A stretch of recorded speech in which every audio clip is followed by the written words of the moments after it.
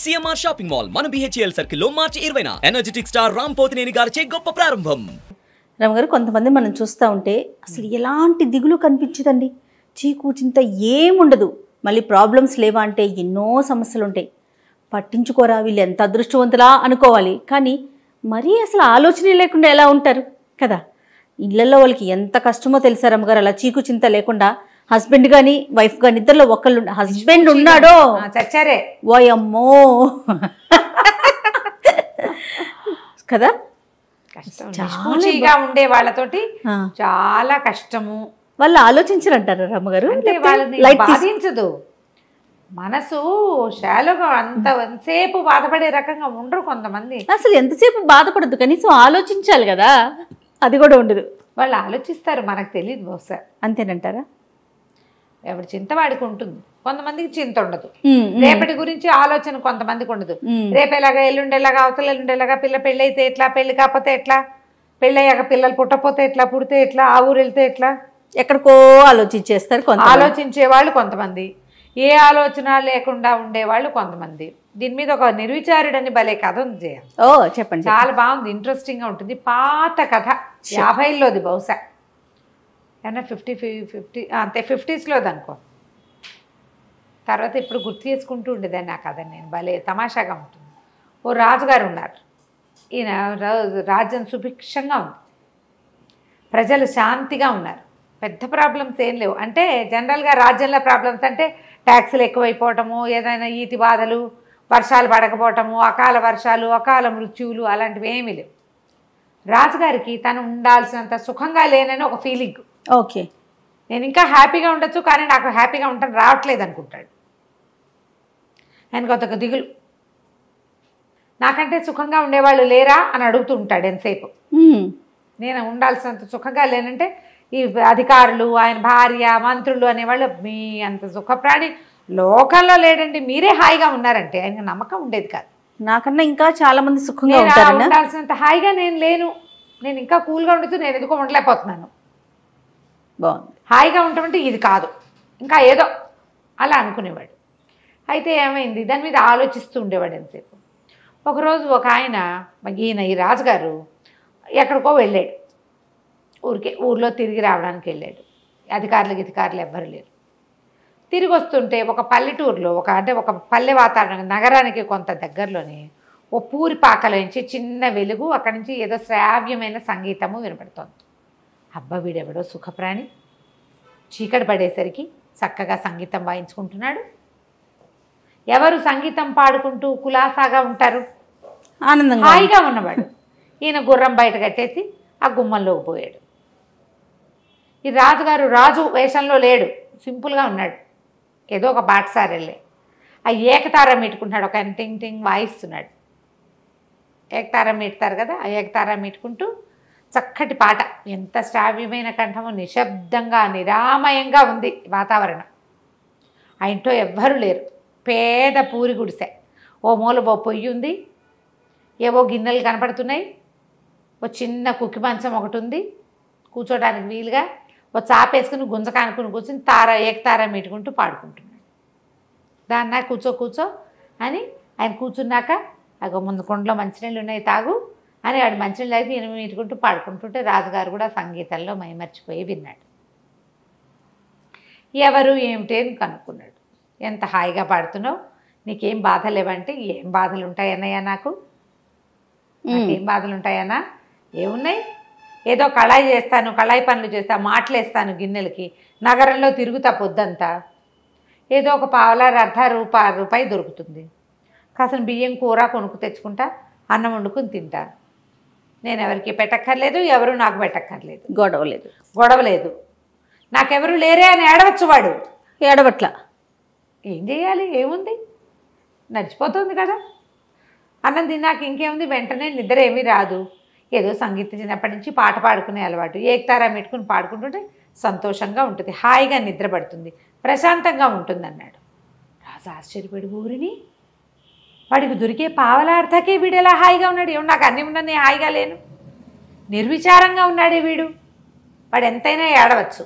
నాకు పావలాయే వస్తుంది, రూపాయి రావట్లేదని ఏడవచ్చు, పోనీ రూపాయే వస్తుంది, 10 రూపాయలు లేవని ఏడవచ్చు, నాకు ఎవడూ లేడు, నన్ను పట్టించుకునేవాడు లేడు, నన్ను చూసేవాడు లేడని ఏడ్చేవాళ్ళు లేరా ఇప్పుడు? అదే కదా. అన్నీ ఉన్నా సరే మా అమ్మ లేదు, మా నాన్న లేడు, నన్ను కనుక్కునేవాళ్ళు లేరు, అందరూ నన్ను అజాపజా కనుక్కోవట్లేదు అని ఏడుస్తూ ఉంటారు. అవును. రాజుగారికి అన్నీ ఉన్నా ఏదో కష్టం.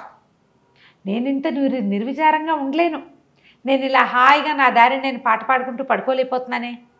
సరే వీడికి ఇది కట్ చేసి చూద్దాం, వీడు ఏం చేస్తాడో అని మర్నాడు ఆ రాత్రి వెళ్ళిపోగానే ఊళ్ళో ఎవ్వరూ మాటలేయించద్దు, కళాయి పెట్టించద్దు, అవన్నీ పనులు కోటలోనే అవుతాయి, రోడ్డు మీద తిరిగేవాడికి పని ఇవ్వద్దు అని టంకేయించాడు. వాడి ఆయన తెలివి. మర్నాడు ఈ కళాయి పోసేవాడు ఊరంతా తిరిగాడు, ఎవరు పిలవల, ఎవ్వరూ పిలవల. పని లేదు, ఏం చేస్తాం? తిరిగి వస్తూ ఉంటే ఇంటికి ఒక ఆయన, ఒక పెద్ద మనిషిలాగా ఉన్న ఆయన పాకెట్లో నుంచుని గొడ్డలు పెట్టి పేళ్ళు కొట్టుకుంటున్నాడు. పేళ్ళు కొట్టుకుంటుంటే ఆశ్చర్యపోయాడు. బాబు, ఇంత పెద్దవారు, ఇంత పెద్ద ఇంటి ఓనర్లే ఉన్నారు, ఎందుకండి ఈ పేళ్ల పనులు? నా బొట్టివాడు ఎవరికో కూలివాడికి 10 పావలా ఇచ్చి, ఓ పావలా ఇచ్చి చేయించుకోవచ్చు కదంటే, ఒరే కూలి ఎవరు దొరక్కేనైనా చచ్చినట్టు వేసుకుంటున్నాను, వాన వచ్చేలాగా ఉంది, పేళ్ళు లేకపోతే రాత్రికి అన్నం, రేపు పొద్దుటికి అన్నం ఉండదు, పనివాళ్ళు ఊరెళ్ళారు, ఎవరు లేక చేసుకుంటున్నాను అంటే, బాబు నాకు ఇవ్వండి, ఆ పావలా ఇస్తే నేను వేసి పెడతా బాబు అని చకచకా పేళ్ళు కొట్టేసి అవన్నీ కట్టకట్టి వంటింట్లోకి చేర్చి వాళ్ళకి ఆయన పావలా ఇచ్చి ఒక గ్లాస్ గంజి ఇస్తే గంజి తాగి పావలా 10 రూపాయలు తెచ్చుకున్నాడు. వచ్చేటప్పుడు ఒక గుప్పెడు బియ్యం, ఓ సోల్డ్ బియ్యము, ఒక తాటకూర తెచ్చుకున్నాడు. అన్నం వండు తినేసాడు. అయిపోయి ఆ రోజు ఏకతారం పెట్టుకుంటున్నాడు. రాజుగారు ఇవాళ వీడికి తిండి దొరుకుండదు, వాడు అడుక్కునేవాడు కాదు, పని చేసుకుని బతికేవాడు. ఏం చేస్తున్నాడో చూద్దామని రాత్రి 9 అయ్యేసరికి తయారయ్యాడు. వీడు టింగ్ టింగ్ టింగ్ టింగ్ అని పాడుకుంటున్నాడు. ఎవడెవ్వడి వాడు ఈ జీవుడు, ఎవరికి ఏమవుతాడు ఈ జీవుడు అనుకుంటూ. రాజు ఆశ్చర్యపోయాడు. ఓరిని అని మళ్ళీ వెళ్ళాడు లోపలికి. వెళ్తే నాయనా బాగున్నావా అన్నాడు. ఆ బాగున్నాను, వాళ్ళు ఏం పని చేసావు అని అడిగాడు. అంటే ఏముంది పని చేయడానికి, ఎవరు కళాయికి మాటకి పిలవలేదు, సాయంకాలం వస్తుంటే ఎవరో పేళ్ళు వేసుకుంటూ కనపడ్డారు, చేసి పెట్టాను అన్నాడు. అయితే అప్పటి నుంచి రాజుగారు ఆశ్చర్యంగా ఉంది ఆయనకి. వెళ్ళిపోయాడు. రోజు పేళ్ళు వేసుకునే బతకడం మొదలుపెట్టాడు. ఊరంతా తిరిగి ఎవరికైనా కట్పేళ్ళు కొట్టి పెట్టాలమ్మా, ఏదైనా బరువు పని చేయాలా అని హాయిగా రోజు తెచ్చుకుంటాడు. అందుకుముందు మొదటి రోజున ₹1 వచ్చింది, తర్వాత నుంచి రూపాయి రావటం మొదలైంది. హాయిగా కడుపు నిండా తిని ఉంటున్నాడు. మళ్ళీ వచ్చి చూశాడు రాజు, వీడు ఏకతారులో మార్పు లేదు. ఈయనేమంటాడు, వీడు కాయ కష్టం చేయటం వల్ల వీడు నిర్విచారంగా ఉన్నాడు, వీడి కష్టం కట్ చేద్దాం అనుకున్నాడు రాజు. మర్నాడు ఏం చేశాడు, 10 రోజుల తర్వాత ఒక సైనికుల్ని పంపించి, నీకు భటుడు ఉద్యోగం ఇస్తున్నాం, కోటకు పిలిపించారు, భటుడు ఉద్యోగం ఇస్తున్నాము, ఉద్యోగంలో చేరమన్నారు. అనేసరికల్లా ఈ నిర్విచారుడు అన్నాడు, ఎందుకండి నాకు పొట్ట బాగానే గడిచిపోతుంది, నాకు ఉద్యోగం అవసరం లేదు బాబయ్య, హాయిగా గడిచిపోతుంది, నేను సుఖంగా ఉన్నాను అంటే వాళ్ళు ఒప్పుకోవాలి. దేవుడి నుంచి నీకు ఉద్యోగం ఇవ్వమని ఆర్డర్ వచ్చింది, నువ్వు ఉద్యోగం చేయవలసిందే, ఇదిగో బట్టలు అని భటుడి బట్టలు ఒక కత్తి ఇచ్చారు. కాదంటానికి వీల్లేదు, రాజాజ్ఞ. సరే ఏం చేశాడు, ఆ భట్టుడి బట్టలు వేసుకుని ఆ కత్తి పుచ్చుకుని వచ్చి నుంచున్నాడు. ఇక్కడ ఎక్కడో కాపలాగా ఏమంటారు, డ్యూటీలు వేస్తారుగా అక్కడ ఇక్కడ అని. 2-3 రోజులకి వాడికి తెలిసింది. అంతకుముందు ఏదో బియ్యం పప్పు ఉంటే వండు తిన్నాడు. 2-3 డేస్కే వాడికి అర్థమైంది, ఇదేంటి నెల జీతం, రోజు పావలా అర్ధం రాదు, దినబత్తెని రాదు, నెల అయ్యాక జీతం ఇస్తారు, ఈ నెల రోజులు తిండెట్లా?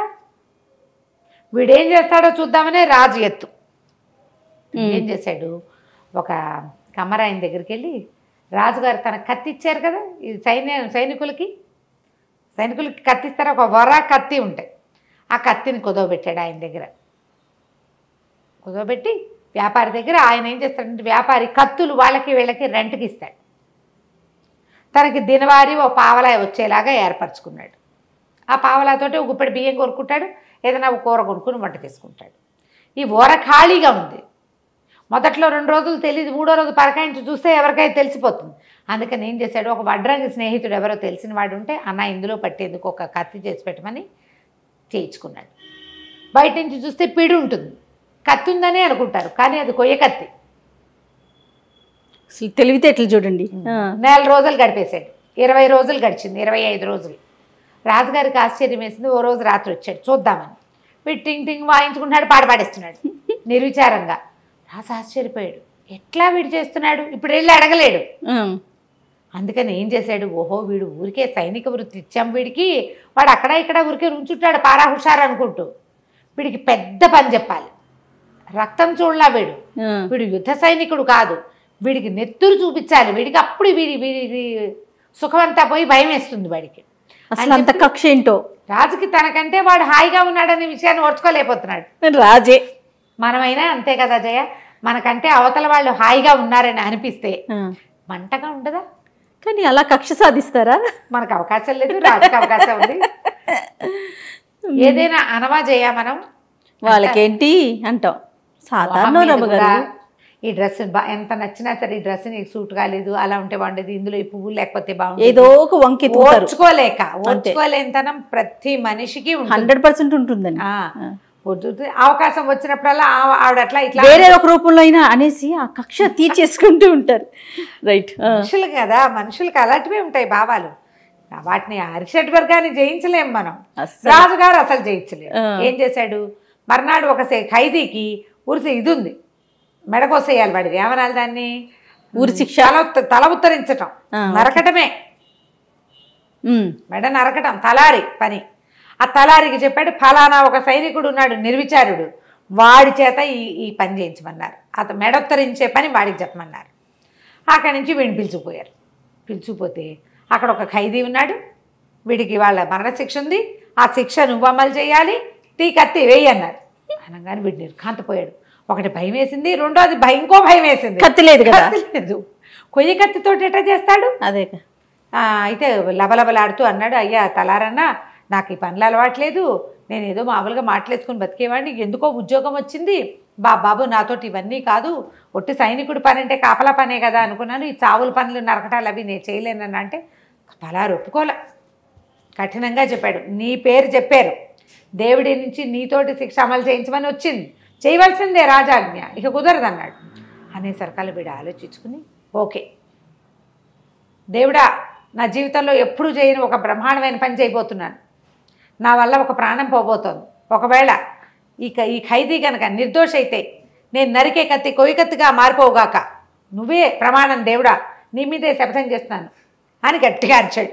చుట్టూ జనాలతో చూస్తారు ఏమవుతుందో. వీడు ఏనాడు అలాంటి పనులు చేసిన వాడికి వీడు మాట్లాడేసేవాడని కొంతమందికి తెలుసు, సైనికుడు ఊరికే పారా హుషారంటాడని ఇంకొంతమందికి తెలుసు. వీడు సర్రమని కత్తి చూసి దాడి మెడ నరకబోయాడు, కొయ్య కత్తి కనపడింది అందరికీ. ప్రజలంతా కేకలు పెట్టారు, నిర్దోషి నిర్దోషి నిర్దోషి అని. మ్యూజిక్ ఏం రాలేదు, మ్యూజిక్ వస్తుంది, ఇక్కడ ఏమీ రాలే, కత్తి మాత్రం కొయ్య కత్తిగా మారిపోయింది. పిడి రాజుగారు ఇచ్చిన కత్తి పిడే, అదే కదా, కత్తి మాత్రం కొయ్య కత్తి. తలారి కూడా నిర్ఘాంతపడి, ఇదేంటి విచిత్రం, ఎప్పుడూ చూడలేదే, వీడు మహామహిమాన్వితుడిగా కనబడ్డాడు జనాలందరికీ. పరిగెత్తుకుంటూ పోయి రాజుగారికి చెప్పారు, వాడు నిర్దోషండి, వాడు నిర్దోషేంటి, అంతా విచారించాం, వాడు నిర్దోషి కాదు, వాడు దోషి, వాడు 5 హత్యలు చేశాడు, దారి దోపిడి దొంగ వాడు అంటాడు రాజు. జడ్జిని పిలిచారు, మంత్రిని పిలిచారు, అందరూ వాడు దొంగ వాడు దొంగ వాడు హంతకుడు అంటే కత్తి కొయ్య కత్తిగా ఎలా మారిపోయింది? ప్రజలు ఒప్పుకోవటాల, నిర్దోషికి శిక్షిస్తారా? మేము చూస్తుండగానే కత్తి కొయ్య కత్తిగా మారిపోయింది. కేకలు పెట్టేసి జనాలంతా క్యాండిల్ ర్యాలీ లాంటిది చేయటం మొదలుపెట్టారు. రాజుగారు ఆశ్చర్యపోయి, ఈ నిర్విచారుడు, ఈ పాటగాడు ఉన్నాడు కదా సంగీత పాడుకునేవాడు, వీడిని పిలిచాడు. ఒరే నాయన ఏంటి కథ అంటే, నేనేం చేయను ప్రభు, ఇలా జరిగిందండి చెప్పేశాడు. చెప్పంగానే రాజుగారు అనుకున్నాడు, వాడు హాయిగా ఉండటానికి అలవాటు పడ్డవాడు, వాళ్ళు నిర్విచారంగానే ఉంటారు, వాడికి డబ్బులు ఉన్నాయి, లేదు ఉద్యోగం ఉంది, పదవి ఉంది, ఇవి కాదు, అంతే. నిర్విచారంగా ఉండటం వాడి మనస్తత్వం. డబ్బుంటే సుఖంగా ఉంటారని, రాజైతే సుఖంగా ఉంటారని, ఉద్యోగం ఉంటే సుఖంగా ఉంటాం కాదు, సుఖంగా ఉండటం అనేది ఒక తత్వం, అంతే. ఏదున్నా లేకపోయినా ఆ ఖైదీకేమో శిక్షని మరణ శిక్ష చేసి మరి ప్రజల్లో గొడవ వస్తుందిగా, వాడికేమో ఆజన్మాంతం జైలు శిక్ష విధించి ఈ పాటగాడిని నీకు చేతొచ్చిన పని చేసుకో అని చెప్పి వదిలిపెట్టేశారు. ఏమైనా ఇవ్వమని అడిగితే ఏం వద్దండి, నా బతుకు నేను బతుకుతాను అన్నాడు. పావలా అర్థం వస్తే చాలు, ఏకతారం మీటుకోవడానికి అంతకంటే ఏం కావాలి, అంతే. హాయిగా దాన్ని పోయాడు. రాజుగారు ఆ తర్వాత నాకంటే సుఖంగా ఎవడున్నాడు అని చూడడం మానేశాడు. సూపర్, వాడి తెలివితేటలు సూపర్. నమస్తే రమ్మగారు. నమస్తే.